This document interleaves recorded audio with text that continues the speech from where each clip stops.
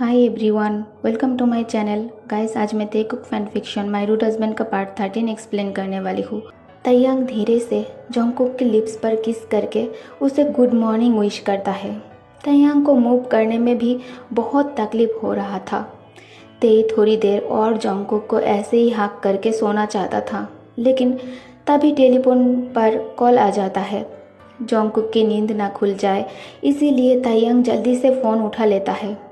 तैयांग की फ़ोन दूसरे तरफ से इतने सुबह अपनी मॉम की वॉइस सुनकर वो चिंतित होकर पूछता है, मॉम क्या हुआ है, क्या आप ठीक हो? फ़ोन की दूसरी तरफ से मिसेस किम कहती है, हाँ बेबी, तुम चिंता मत करो, हम सब ठीक है। मैंने सुना कि कल पार्टी में जंगकुक बहुत ज़्यादा ड्रंक करके बोगम के साथ लड़ाई की थी। जब मैंने ये सब सुना है तब से मुझे तुम्हारी फ़िक्र हो रही थी। रात बहुत हो चुका था, इसीलिए तुम्हारे अप्पा ने मुझे कॉल करने के लिए नहीं कहा। बेबी, क्या अब वो ठीक है? उसने तुम्हारे साथ कोई मिसबिहेव तो नहीं किया है ना? तैयांग कहता है, नहीं मॉम, मैं ठीक हूँ। जंगकुक अब मुझसे प्यार करता है। मिसेस किम कहती है, बेबी, तो फिर तुम इतने धीरे से बात क्यों कर रही हो? क्या कोई प्रॉब्लम है? तैयांग कहता है, मॉम, जंगकुक अभी सो रहा है और आपने कॉल लैंडलाइन पर किया है। उसे डिस्टर्ब ना हो इसीलिए मैं धीरे से बात कर रही हूँ। मिसेस किम कहती है, सॉरी बेबी, मैंने तुम्हें सुबह सुबह परेशान कर दिया, लेकिन तुम भी तो अपना फ़ोन नहीं उठा रहे थे। फिर तैयांग को याद आता है कि हाँ, उसने तो रात को फ़ोन कार में ही छोड़ दिया था। फ़ोन उसके हाथ में था। जंगकुक जब उसे कार से फोर्सफुली बाहर निकल रहा था तभी फ़ोन तैयांग के हाथ से कार की सीट पर गिर गया था। मॉम से बात करने के बाद तैयांग जैसे तैसे बेड से उठकर शावर लेने के लिए बाथरूम में आ जाता है और वो बाथटब में बैठकर शावर के नीचे रात भली सारी इंसिडेंट्स को याद करने लगता है और सोचने लगता है, क्या उसे याद होगा? अगर नहीं हुआ तो फिर मैं क्या करूँगी? अगर हाँ, ये हो सकता है कि जंगकुक को कोई भी बात याद ना हो क्योंकि वो ड्रंक था, लेकिन मेरे लिए तो ये उसका प्यार ही था। मैं उसे बहुत प्यार करता हूँ। तैयांग से शावर ऑन नहीं हो रही थी। पेन की वजह से तेई अपने हाथ का भी सही से इस्तेमाल नहीं कर पा रहा था अपने बैक पे सोप लगाने के लिए। तैयांग बात लेने के बाद रेडी होकर नीचे किचन में आ जाता है ब्रेकफास्ट बनाने के लिए। ड्राइवर जंगकुक के कार वॉश के लिए ले जा रहा था। तभी उसे तैयांग का फ़ोन मिलता है। तैयांग नाश्ता बनाने में बिजी था। डोरबेल की आवाज़ सुनकर तैयांग डोर ओपन करता है तो ड्राइवर उसे फ़ोन वापस करता है। जब मैंने अपना फ़ोन हाथ में लिया तो मैंने देखा फ़ोन की message box full J Hope और जिमिनी की मैसेज से भरा है। पहले मैंने जिमिन का मैसेज देखा। उसने अपने और यूंगी के बारे में सब कुछ लिखा है और मेरे लिए भी बहुत वरीड है। शायद उसने बोगम से कल रात पार्टी में जो हुआ उसके बारे में सब कुछ सुन लिया है। शायद मुझे बोगम को कॉल करके उसे माफ़ी मांगना चाहिए। मेरे और जिमिन के प्लान के कारण उसे जंगकुक से मार खाना पड़ा। मैंने उसे कॉल किया। 2 रिंग के बाद उसने कॉल रिसीव कर लिया। हाय, क्या तुम ठीक हो? तैयांग हेजिटेट करते हुए पूछता है। बोगम कहता है, हाँ मैं ठीक हूँ, लेकिन तुम्हें क्या हुआ? तुम कुछ अलग साउंड कर रही हो। तैयांग कहता है, आई एम सॉरी, कल तुम मेरे वजह से मार खाए।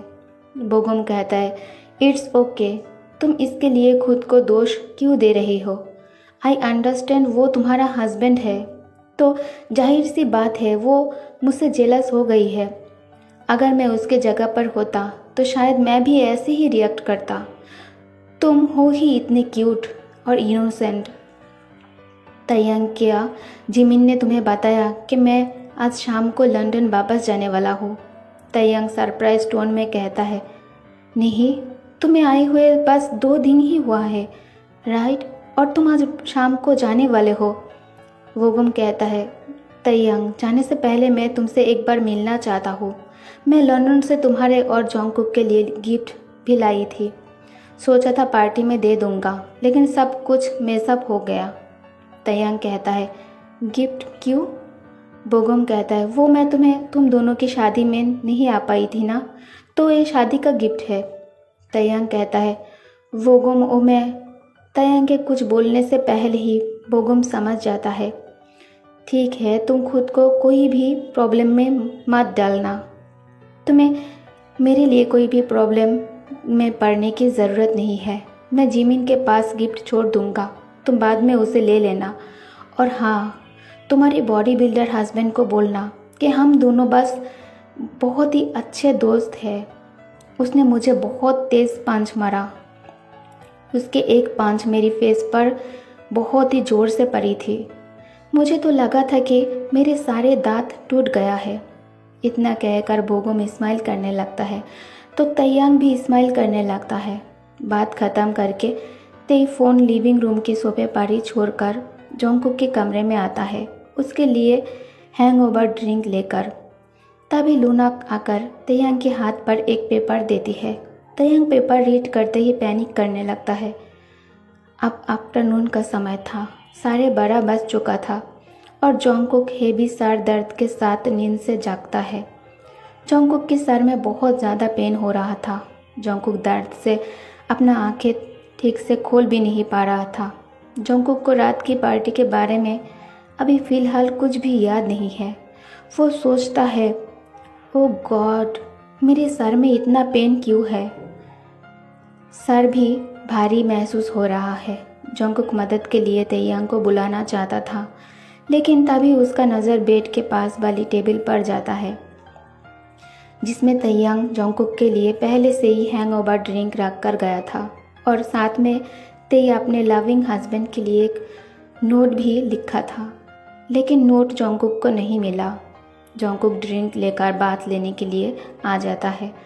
बात लेकर जब वो रूम में आता है, जोंगकुक खुद की कमरे की पहचान नहीं पा रहा था। बेड से पिलो फर्श पर गिरा था। बेडशीट बेड से आधा नीचे आके गिरा था। फिर वो फ्लोर पर अपने और तयंग की क्लोथ को देखता है, जिसमें तयंग की फटे हुए वाइट स्किनी कलर की शर्ट और जीन्स भी पड़ी थी।